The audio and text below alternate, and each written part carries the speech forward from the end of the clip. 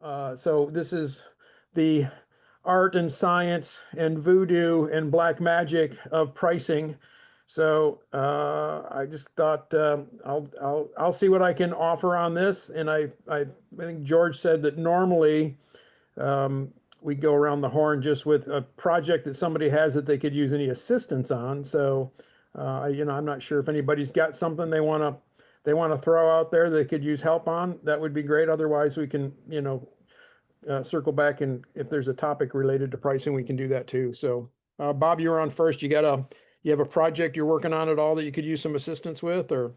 No, I mean, I'm in pretty close communication with you and George about those construction projects that I'm working on. So I Good. don't really have anything pressing right now.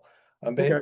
I'm basically waiting for quotes to come back, and I am having difficulty getting the architect to respond to me on that one. So Good. Okay. I don't know really what else to do. I've emailed the company and I've called them and gone straight to voicemail. So, Okay. Did you just call the main number, or did you, yeah, oh, okay. So even at the main number, they're not answering? just went to voicemail. That's really crazy. Huh? They must be a smaller, more boutique agency or something They to, they don't look it. I mean, their website, they have multiple offices all throughout the country, and do they have um, a contact us section on their website? they have a what? A contact us section on their website? Yeah, Did you submit anything through there? Because I mean, those are usually, it's normally a client portal, and so it gets extra attention. So you might yeah, consider that if you haven't done that already. I did do that. Okay, So that's odd. All right, yeah, well, I mean, the other thing you might do is just call the general contractor that you had the request for bid from and see if they have a number for somebody there that is assigned to it or that's a whatever. good idea. I'll try that. Yeah, all right. Steve, you were next on. You got a project in particular you're working on that you need any assistance on pricing or?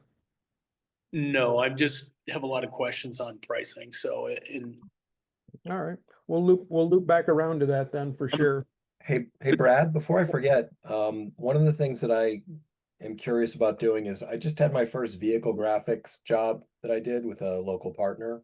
Okay. And I remember during the business training, and I think the sign pack also presented on it, they suggested what you should do is put together like a piece of collateral that basically says, okay, if you've got, a sedan and you want to do a full wrap, half wrap, individual graphics, these are the price ranges.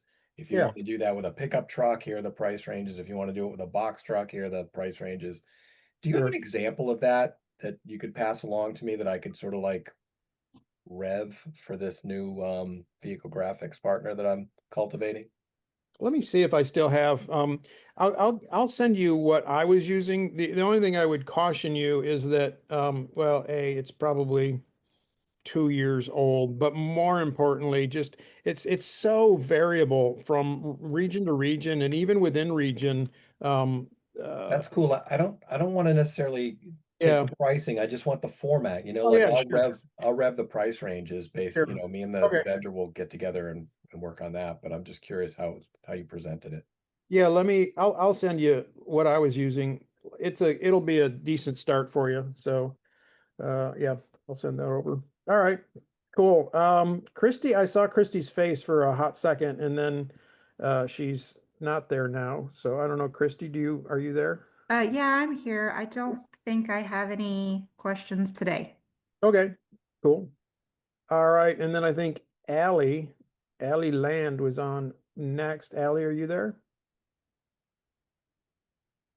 Hello? Is that Hello. There we're we doing go. there we go. I can hear you. No, I don't have any questions. I was just kind of listening in, see if there was anything that jumped out at me to learn from. Okay, sure. All right. Leanne, are you there? Hi there. Yeah, Hello. I'm kind of in the same boat as Allie, just wanted to listen in and learn Sure, from other opportunities. sure. Okay. Well, it's always helpful if we have a specific project that we can work on, but if nobody has one of those, then I would say let's just open the floor and talk about whatever questions you might have or things that you've run into or wonderments on pricing and quoting and that kind of stuff. And Steve, did you say you had a couple of thoughts or questions? Well, like I just found out yesterday that I can actually print on translucent film Okay. or vinyl. Now, which translucent vinyl should I be buying? Mm-hmm. When I looked through the Glance site, they say laminate at the end. Is it a laminate or is it actually calendared vinyl? Gotcha. So what's it for? What's the translucent for? It's to go on, well, it's for a box sign. Okay. Have like a white translucent polycarbonate substrate, and then I'm gonna put the vinyl right over the top. Gotcha. Okay. Well, translucent is interesting. Any chance you have a proof of what that is going to look like? I have a sort of a proof, it's Or if there's a photo of an existing sign or whatever, that would sort of help. That would just give us a couple of talking points, I think. yeah. I don't have a picture of the sign. The box is 90 inches wide by 37 inches tall. Now, Okay. do what the design will look like. Oh, perfect. Yeah, that'll do. Okay. That'll be excellent. Oh, no, I can't because I'm on my phone here and All right. Okay. All right. Describe it to us. Is it multiple colors? Is it only a single color? Is it, tell us in general what it looks like. it Oh, looks there we that. go. All right. Get a little closer. Oh yeah. Okay. So it's basically a photograph. Right now, it's basically a photograph. That's the guy gave me the picture. It's for a nonprofit and he wanted the hands on it. Okay. So, so translucent is interesting. Yes, you can print on it. Steve, how long have you been open? Weeks. Yeah, that's what I thought. All right. So, yeah. So here's the deal on translucent. We can print on translucent on our printers, right? The challenge is that if it's got dark areas, with our printers, it's difficult to lay down enough ink that the dark parts stay dark at night. They can look fantastic during the day. But at night it becomes more difficult to have the dark stuff really stay dark. So like the shadow areas on that image will be difficult. So so with that being said, who set up your printer for you? Was it Grimco? Was it Glance? Who was it? Grimco. Grimco. Okay, cool. So with a situation like this, I would be calling two people. I'd call three people. I'd call Terry for sure at Sign World. Yeah, I have Terry. I think he's busy with the website. Yep, probably. But then I would call Grimco and HP and get their advice on. So with the printer, you've got color profiles, and so you're going to want to see if there's a color profile that is specific for printing on translucent vinyl. So what that will do is it will give you some.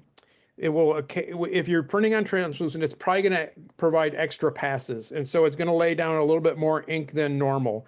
It's going to, they don't normally need that because the more ink you put on, the longer it takes to dry, right? And so for normal print, you don't need all that extra ink and all that extra, energy going into the dryer. But if it's going to be translucent, there's probably a color profile that you can load that will be designed for translucent. That being said, even with extra passes, ink is only so thick, so it will only stop so much color. So again, it'll look great during the day, but at night there'll be enough color coming through or enough light coming through that the darks won't look super dark. So I will tell you that our experience was that if somebody has a flatbed printer and can print that sign face for you, just the nature of the ink that they put down is often a little bit thicker and can look a little bit more colorful and vibrant at night. So when we would do translucent signs, if it was a photograph like that, there was a few phases. First of all, I'd take the image and I would print it on a translucent that we could buy. And with both Grimco and Glance, Wensco, most of these people will send you a sample roll. So at least you have a little bit that you can run through your printer. I would like to do a test print on something like that with the color profile that they recommended. And then I would adhere that. We would have get a sample of polycarb or acrylic and literally put it over some lights, turn the lights off in the shop and see if the color had enough vibrancy that we were happy with it. And if we were, then I'd feel pretty good. If it was on the edge, I'd even call the client and say, hey, this is what we'd be looking at. Are you happy with this? If they are, great. If they're not, then it's a backup plan, and that's finding somebody who can print on a flatbed. And there are vendors that are in the I would say on the website, but currently is not on the website, but that we have that can flatbed print that for you, that would provide a little bit denser color. So if a sign is like only a couple of colors, then instead of using a print of it, I would buy a translucent vinyl. So translucent cut vinyl, if it's only a few colors, translucent cut vinyl provides much better color vibrancy during the night than what we can print. So if you found, like, if there was a specific blue that the customer liked, and you can find a translucent vinyl that is cut vinyl, and then you took that same color blue and you printed it on your printer on, a white translucent vinyl, and you'd hold them up, and in the daytime they would look exactly the same, but at nighttime you would find that the vibrancy of the blue on the cut vinyl would be a more intense blue than what you can print. Just because with translucent vinyl, the whole layer of vinyl is that color. It's not like it's white with a color put on it, which is what we're doing when we print on vinyl. So yeah, so you can do that. You can print it. Just realize that there are some challenges on how much density you can get on that. Now, all of that being said, there's a couple other things to consider. So there's translucent vinyl and there's clear vinyl, and then there's translucent polycarb and there's clear polycarb. Oftentimes people will have a white polycarb, so a translucent polycarb, and then they'll print on a white translucent vinyl and put it on top of the polycarb. It looks great during the day, but at night, because you've got two layers of translucency, you've got a layer of the polycarb and then you've got a layer of the vinyl, they're both reducing the amount of light that will come through. And so with that, if you do that, then you're not only potentially minimizing the dark spots, you're also minimizing how much light can go through. So not everybody knows this at the beginning. I certainly did not. But if you use a translucent polycarb, it's better to use a clear vinyl that you print on. It will give you better highlight areas. And then, or you can do the alternative. You can use a clear polycarb and use a translucent vinyl. So When you're saying translucent vinyl, you mean it's either like translucent white? Yeah. Or Yes. Yep, exactly. So a translucent vinyl that you would print on is white. If you look at it on the roll, you're going to think, oh, this is just normal vinyl. But when you put it over a light source, you'll find that a lot of light comes through it. It's not like clear where you can see through it, but it transmits a lot of the light that's behind it through the vinyl and through the ink to where you can look at it. So there's very few vinyls that are completely opaque. If you had like a IJ 180 or an IJ 40 or something like that, if you had a completely black room and you had a lot of light on the outside and you held it up, you would see a bit of light coming through that. But with a translucent vinyl, you get a lot of light transmitted through that white spot, the white part of the vinyl. Any questions from where do I source the translucent vinyl? So Grimco and Glance both have it. And Fellers, I think, has it as well. I would, whoever your normal supplier would be, and if you tell them, so what my protocol was in a situation like this, Steve, is I would, instead of me trying to pick it, I would always call my expert and say, hey, here's what I've got.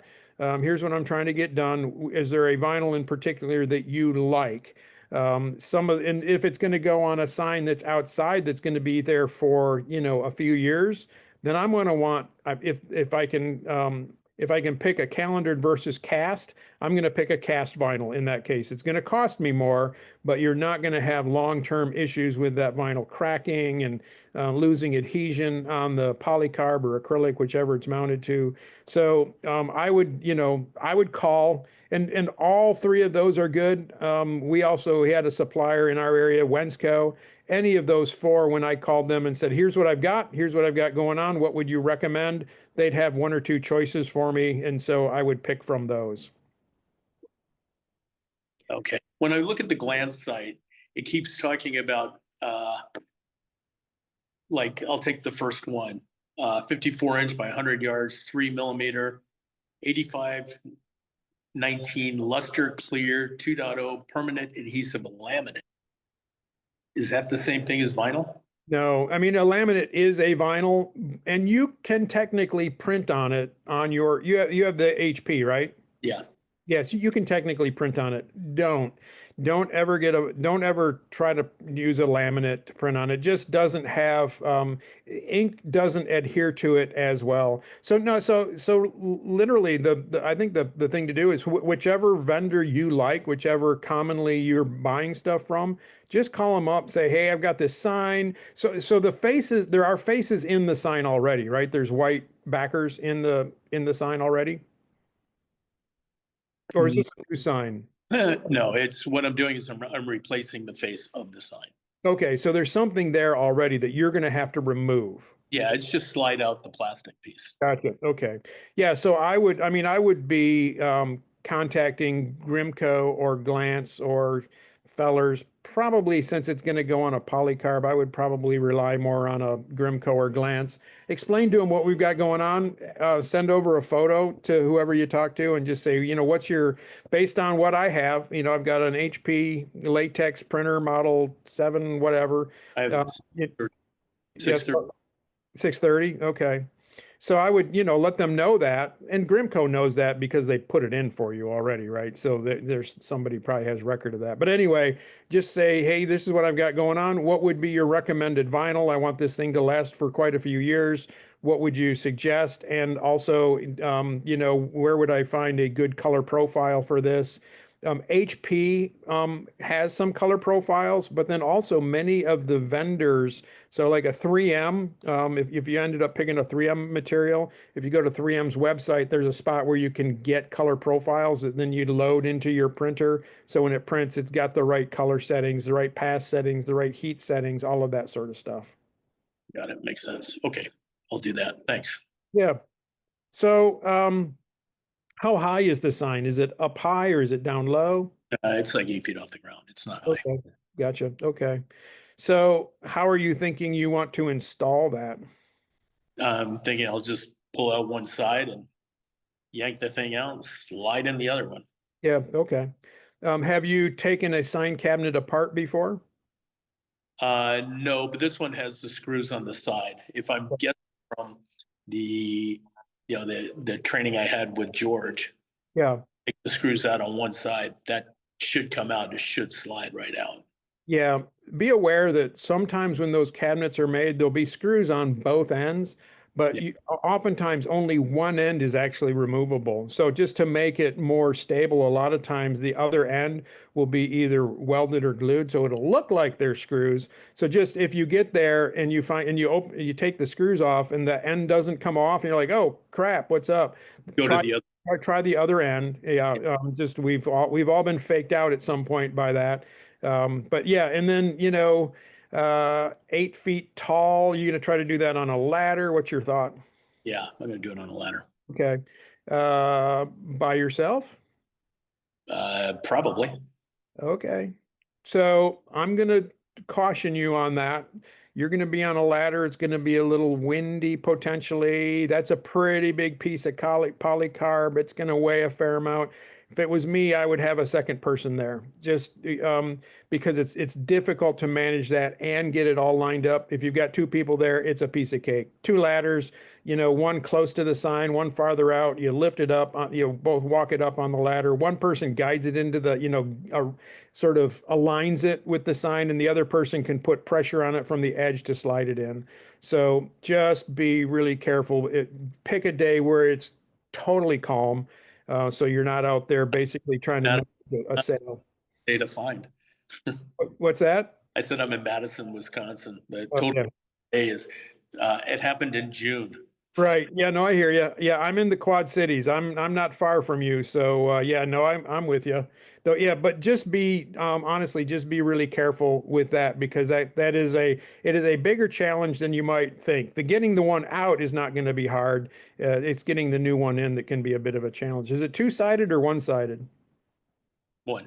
Sided? Okay, that's good. All right, cool. I will echo what Brad's saying, like the signs are always bigger than they really seem to be. Yeah. Once you get up close to them and start manhandling them. I mean, they're like the size of a ping pong table, like. Yeah, they are, and again, wind is not your friend in a situation like that. I will also mention, Steve, there's some to make your life a little bit easier. But I think Lowe's has them, Home Depot has them. There's a few places.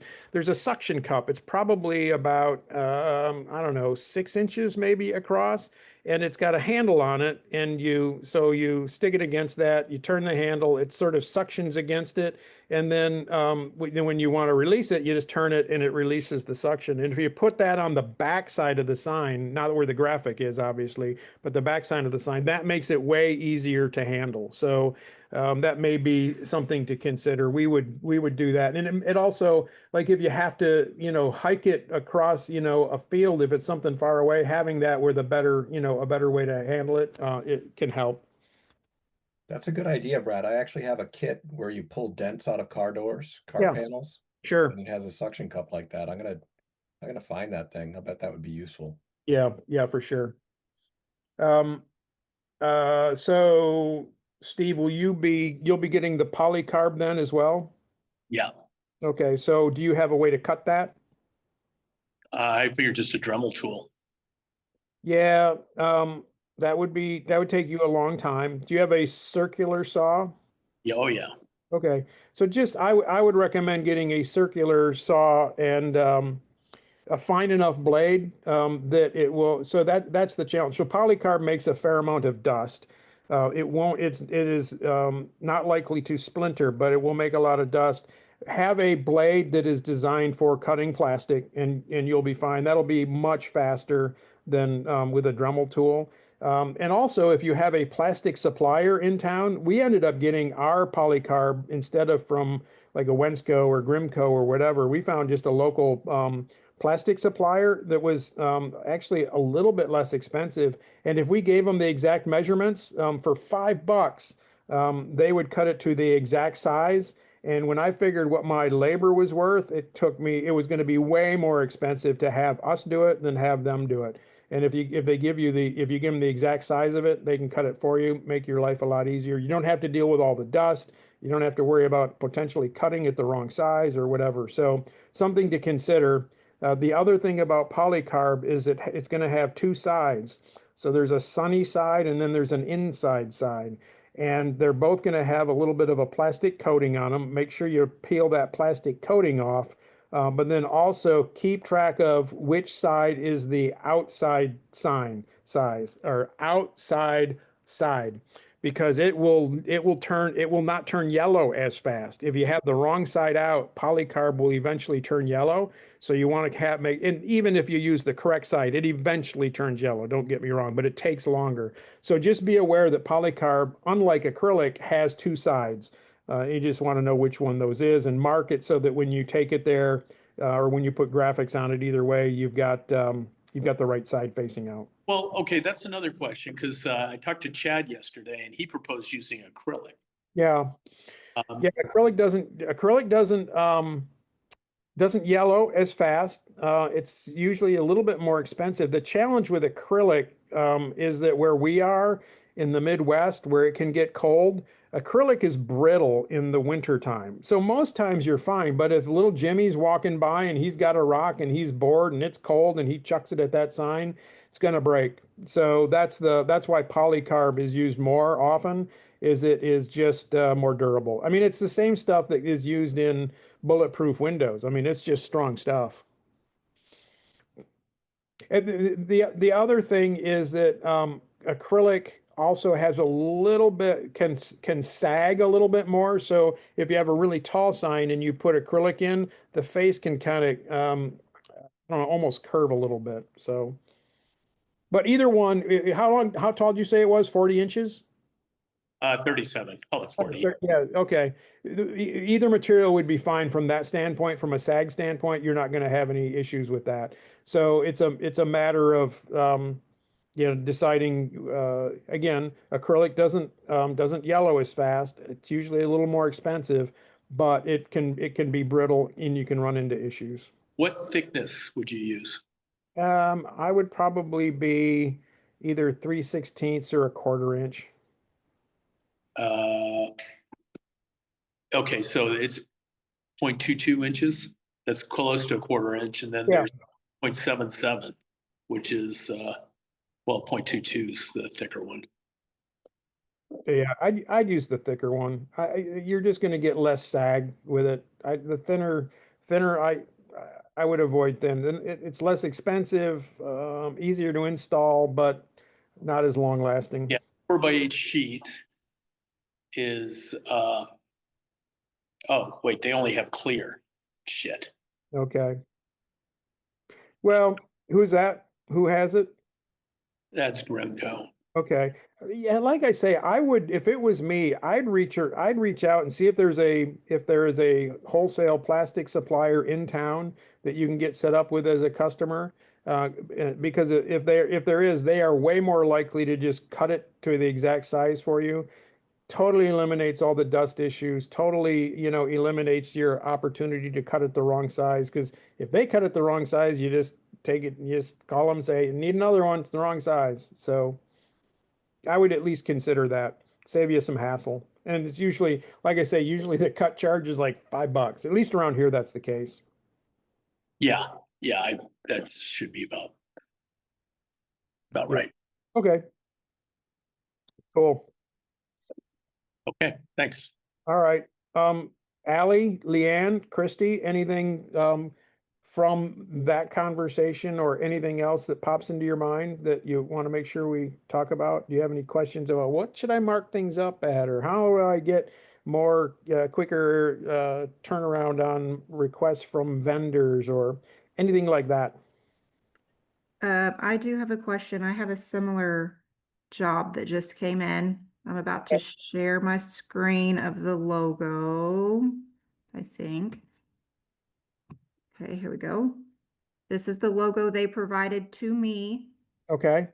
And then we are replacing, let me see if I can share what we're replacing. Ooh, background music. I like this. Sorry about that. I'm enjoying that. It's like hold music, only better. Okay, and right here, share. All right, and we're replacing this insert.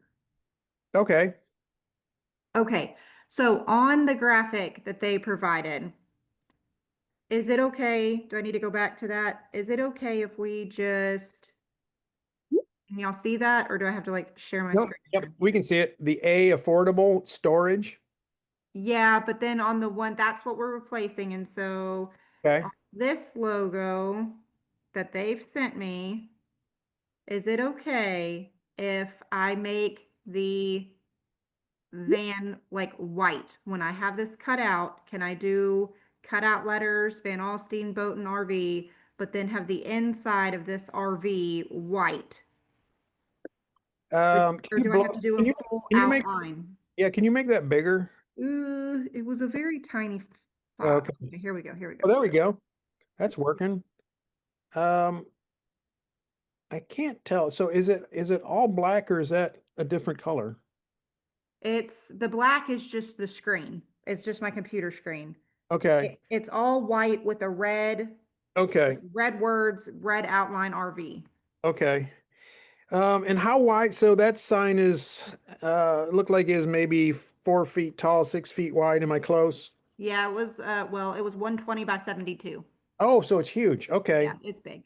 Okay. Well, that actually makes it easier then. So if I was doing this, if this was my sign, I would be finding a red translucent vinyl that is close to that. I would not try printing it. I would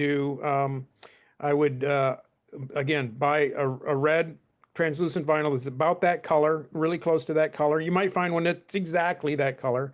And I would do that as cut vinyl. I'd put that on my GraphTech. I'd cut all of that out, have it on backer tape, get it onto a big piece of Lexan or polycarb, and that's the way I'd make that sign instead of trying to print any of it.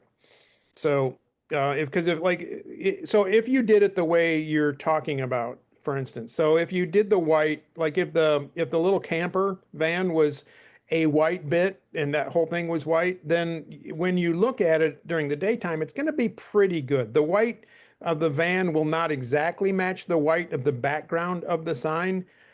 But over time, a couple things will happen. The white on your vinyl will stay white, and the white on the that's unprotected, that's not under vinyl, will eventually turn yellow. So those will not over time match, and so it'll be noticeable. The other thing, at night when you look at it, if you have white vinyl there, even if you use a translucent, the background, there's going to be more light coming through the background that's not the van than where the van is. So it's going to look kind of funny at night. So if there would be two ways to do this.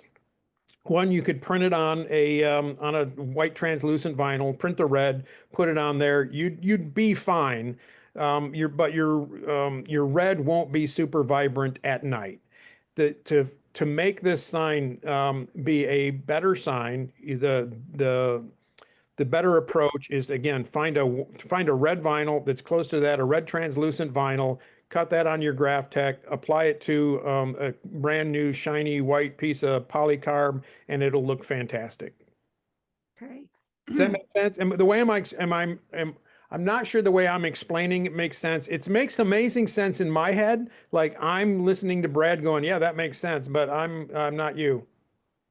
No, I get it. Does it, Okay. your answer change if the lighting inside does not work and we were not asked to replace the lighting? Yeah. Yeah, and yeah, I mean, even with brand new LED lamps, I mean, that you're just going to get you're just going to not get as much vibrancy with the red if it's printed versus if you used cut vinyl. We even found that with even non-translucent stuff. If we had a vehicle graphic that we were doing and if it was red letters or blue letters, we, instead of printing it, we found a cut vinyl that we liked, and it has a little bit more vibrancy. Okay. And do you happen to know anybody off the top of your head that will do this cut vinyl in the color already? Because the people that I'm using, they only print on white vinyl. They don't have colored vinyl of everybody I've talked to so far. I can't remember, Christy, are you in Texas? I am. So, what part of Texas? Are you in the Dallas area, or are you farther south? We're further north, but I mean, Dallas is close enough. Okay. Yeah, I mean, almost, I would just find one of the, a Sign World associate that's in your area. Anybody who's got a GraphTech should be able to take care of that for you. I was going to say, I know Kevin Hall really well. He does a ton of signage similar to this. He would be, but he's in Houston, so he's a little farther away. I've But actually, yeah, talked to him. Okay, good. Yeah. But that's what I would just find somebody that's in the Sign World group that has a, if they are brick and mortar, they have a 8000 series GraphTech, and they can get that, we can, get that vinyl, get a roll of that, run it through there, and you're off to the races. Okay. Thank you. Yeah, I hope that was helpful. It was. Okay, good. What else? Who else has anything? Anything is open.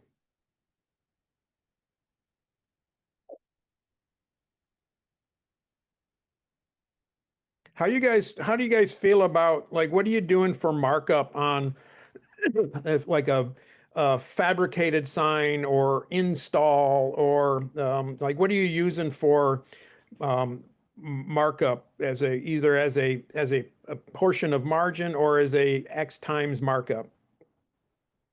Then let's just start with, I got a set of channel letters a customer wants to put up. So I'm going to get a quote for my channel letters and I'm going to figure out what it's going to cost to install. How would I mark up the install? How would I mark up the channel letters? And I don't know, let's just go around the horn. Allie, how would you mark that up in your system?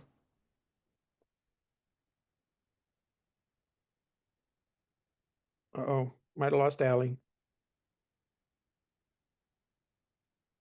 All right, we'll go to Steve. Steve, how would you price that out?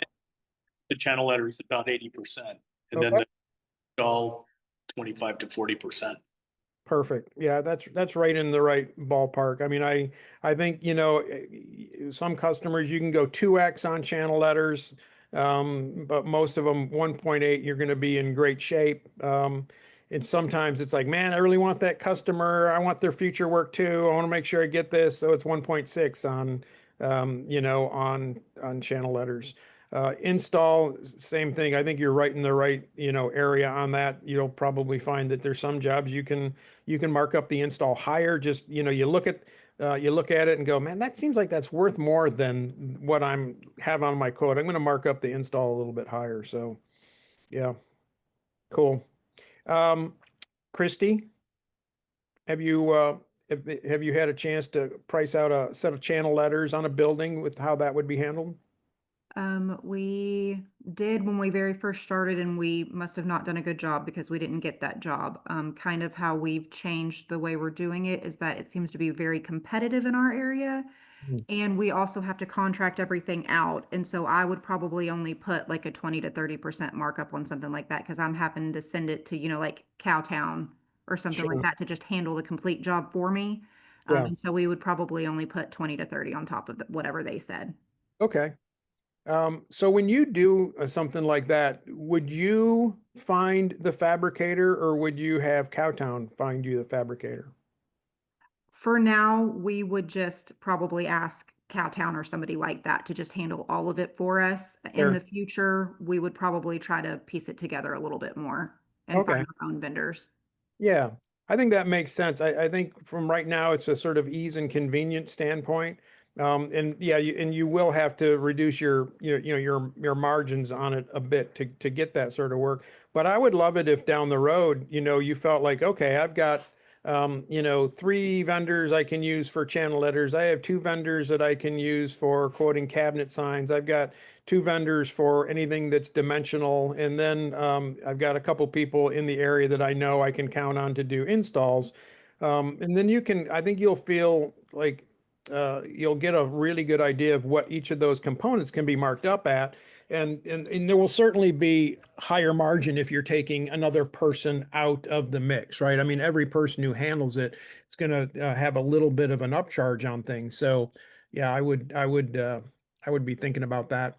And if that's ever if you ever want to walk through that, like the how to find those vendors and how to get, you know, a list of trusted installers, happy to talk about that with you. So At some point, I will need it. I'm more nervous about the having to have an electrical licensed person on staff sure. to be able to sell electrical signs in Texas. And I'm tried to read through those and I don't quite sometimes it makes it sound like I can't do any electrical in my name. Yeah. Yeah, it's a challenge for sure. So here's my advice on that for what it's worth. And again, this is for what it's worth.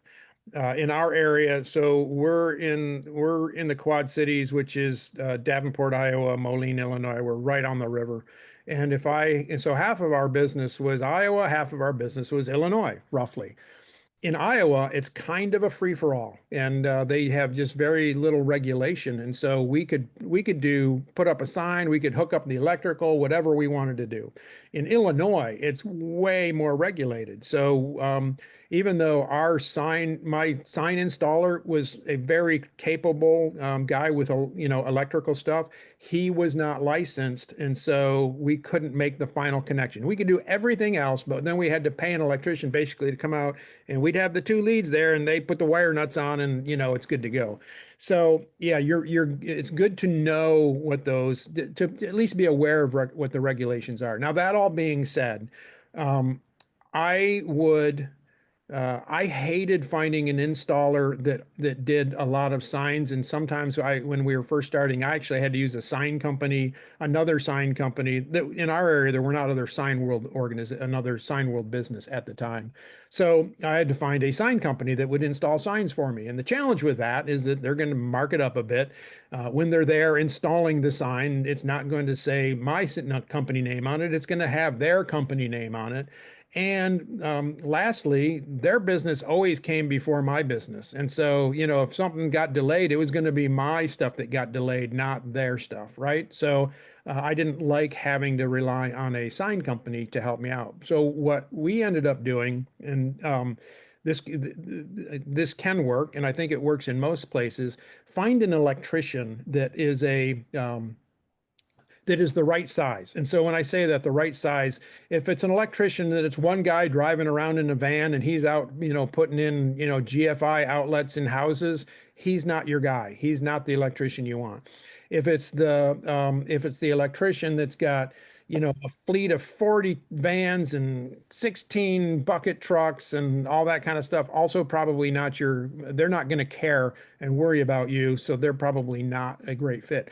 But if you can find an electrician that's somewhere between those, so they've got 3 or 4 vans, 3 or 4 service vans, a bucket truck or 2, they are a really great potential installer for you, because everything that we make, anything that's illuminated, is just a lamp.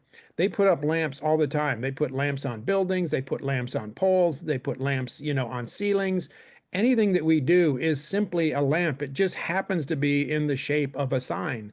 And so they are also, officially electrical certified. And so they can take care of that final connection and make your life a whole lot easier. And then you don't have to worry about being having a certain certification or electrical certification on that. So I don't know, does that make sense?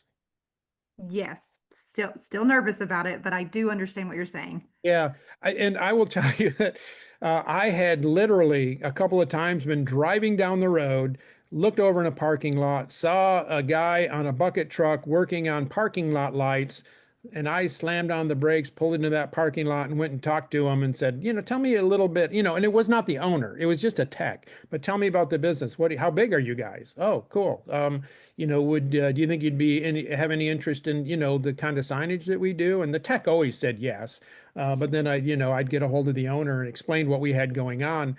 And I never had one that say they didn't want to help. They were always like, oh yeah, heck yeah, that sounds great. We can do that all day long.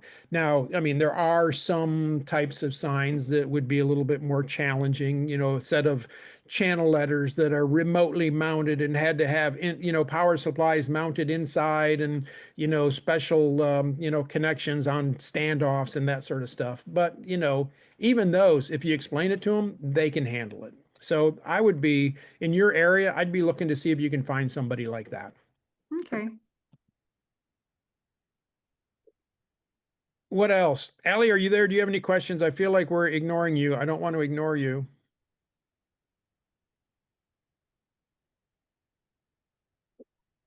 Hello. All right. Yeah, I was taking a call. I'm sorry. Oh yeah, no worries. All right.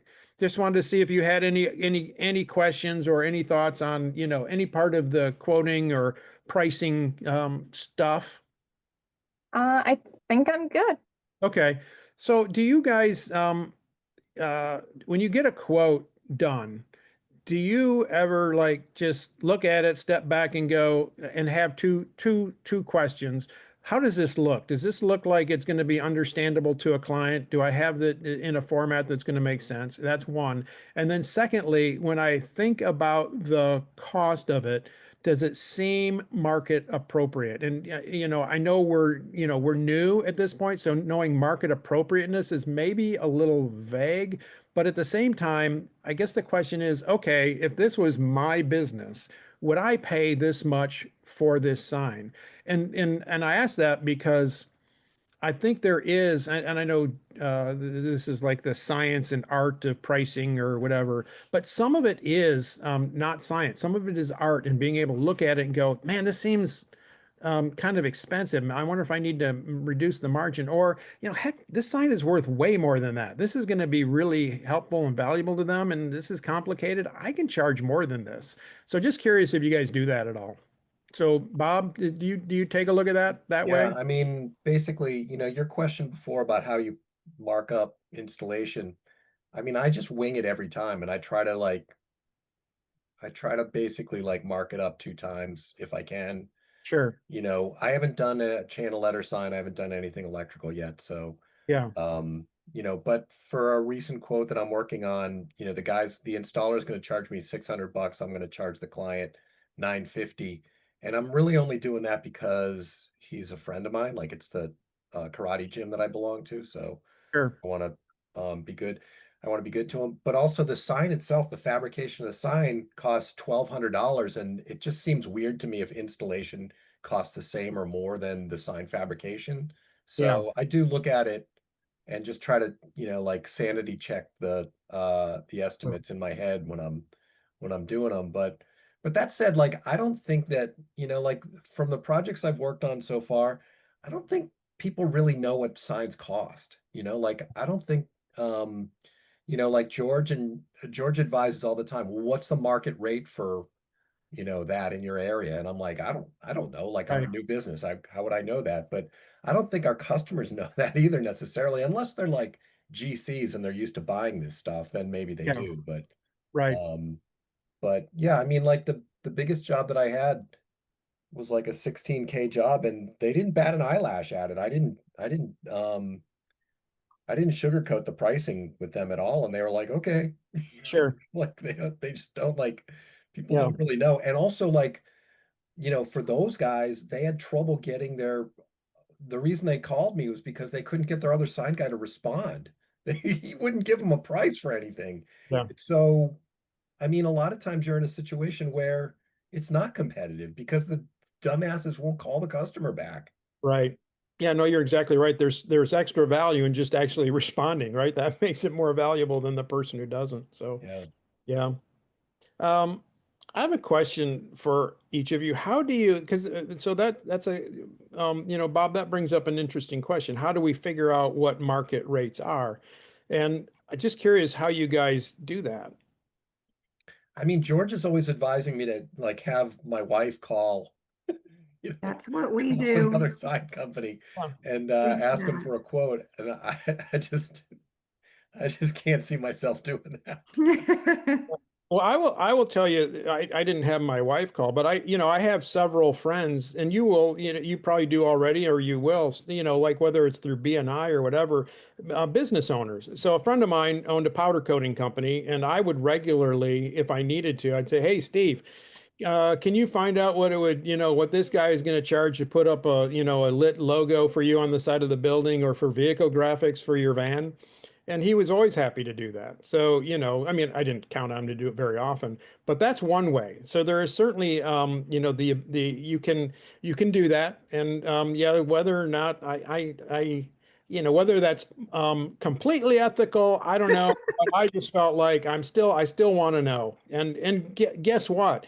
People are doing that to you. You're going to have people that are going to be requesting a price if they haven't already at some point to see what you're going to charge. So it's not like it's not like it doesn't happen. But there's two other ways that are sort of interesting that I think are helpful. One is as especially if you have a customer that you know pretty well, if you don't get the job or do get the job, either way, I always ask, hey, did you get another price? I'd love to know, what that was. It's helpful for me just to have an idea. I want to make sure we're competitive, and just be honest. Say, I really want to understand, where rates can be on this, where they should be, and if you got other quotes, I'd love to look at them. Some people are happy to share that, and don't ask for, hey, I don't want to know who it is, and I don't need to know all the detail on it, but I'd like to have at least some idea what some of the pricing is. And sometimes also that will lead into somebody ends up being way less expensive. and you find out, well, gosh, that's a completely different sign. You got quoted something that is not what we're quoting. You know, what we're quoting is a much better product. So sometimes that can come out of that as well. And then You know, conversely, Brad, what I try to do also is when I request multiple bids from a vended sign, I'll try to loop back with the people who didn't win the bid and be like, hey, you know, I just want to let you know I'm going somewhere else with this, and Yeah. they came in like $1,000 cheaper than you. yep. And the thing is, like, I feel like it's good intel for them, but it's also like a way to make them realize that when they get a quote from me, it's going to be competitive and they better sharpen their pencil. That's perfect. Yeah, I did that regularly. I think that's great. I think that's a great call. The third thing that is worth doing is, so if you bid on government jobs, whether it's a city job or a school or literally something federal, in almost all cases, they are getting multiple bids. They're often required to do that. So the other thing that they're usually required to do is once they have picked somebody, they need to publish what those prices are that they got, what the quotes are. And so if you bid on those jobs, don't forget to ask, hey, were there other quotes? If you get it or don't get it, it doesn't matter. If you got it, that means you were probably the lowest price. I want to know where other people were. If I didn't get it, you weren't the lowest price, which you don't necessarily want to be, but you do want to know where somebody was that was the person that got it. So whether it's, you know, wall graphics or a sign on the outside of a building or whatever, when they are requesting pricing, they're 95% of the time they're going to pick low bid just because that's the nature of that sort of work. But they are usually required to provide that to you. Some actually have to publish it. In some communities, they actually have to publish it on their website, who was picked and what were the prices, so that, you know, the taxpayer can know what's going on or whatever. But they will, if they don't, they're usually required to give that to you. So I would sometimes literally bid on a city job with a price that I didn't want to get it, so I'd price it high, and I didn't want to get the job. I just wanted to see where everybody else was on the price. So yeah, so you can get a little market information that way too. All right, well, we are at the top of the hour.